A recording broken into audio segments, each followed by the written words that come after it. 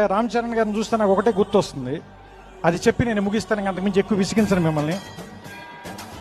సింహం బేసిక్గా దాదాపు 10 రోజులకి 12 రోజులకి కానీ వేటాడదు. ఎందుకంటే మిగతా జంతువుల్లాగా పొద్దున్నే లేచి బ్రష్ చేసుకుని ఒకసారి ఒళ్ళు విరుచుకుని స్ట్రెచెస్ అన్ని చేసి ఇప్పుడు ఏ జంతువు కనపడుతుంది మీద పడి తినేద్దామని బయలుదేరుతుంది. ఎప్పుడో 10-12 రోజులకి బాగా ఆకలి వేసినప్పుడు అలా బయటకు వచ్చి దగ్గరలో ఏది ఉందో చూసి అడవిలోకి వెళ్తుంది. వెళ్తే మాత్రం వేట సాలిడ్గా ఉంటుంది. ఎందుకంటే అది తిని వదిలేస్తే చాలా నక్కలు హైనాలు దాదాపుగా నెలల పాటు పండగ చేసుకుంటాయి. సో సింహం ఇప్పుడు వేటాడుతున్నాను. చరణ్ కూడా అంతే.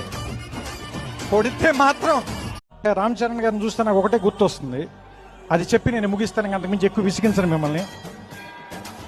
సింహం బేసిక్గా దాదాపు 10 రోజులకి 12 రోజులకి కానీ వేటాడదు. ఎందుకంటే మిగతా జంతువుల్లాగా పొద్దున్నే లేచి బ్రష్ చేసుకుని ఒకసారి ఒళ్ళు విరుచుకుని స్ట్రెచెస్ అన్ని చేసి ఇప్పుడు ఏ జంతువు కనపడుతుంది మీద పడి తినేద్దామని బయలుదేరుతుంది. ఎప్పుడో 10-12 రోజులకి బాగా ఆకలి వేసినప్పుడు అలా బయటకు వచ్చి దగ్గరలో ఏది ఉందో చూసి అడవిలోకి వెళ్తుంది. వెళ్తే మాత్రం వేట సాలిడ్గా ఉంటుంది. ఎందుకంటే అది తిని వదిలేస్తే చాలా నక్కలు హైనాలు దాదాపుగా నెలల పాటు పండగ చేసుకుంటాయి. సో సింహం ఇప్పుడు వేటాడుతున్నాను. చరణ్ కూడా అంతే. కొడితే మాత్రం